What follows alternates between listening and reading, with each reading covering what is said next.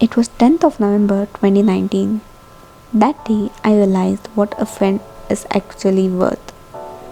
A friend is truly a medicine to everything.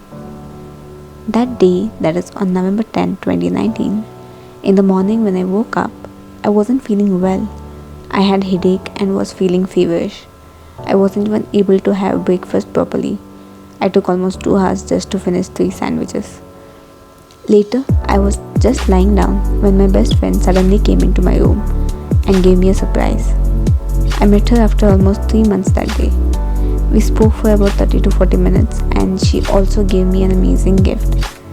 Then she went home, but by then I had started feeling much better. In fact, my headache had vanished and I even had a good lunch. So guys, friendship is a lifetime medicine to everything.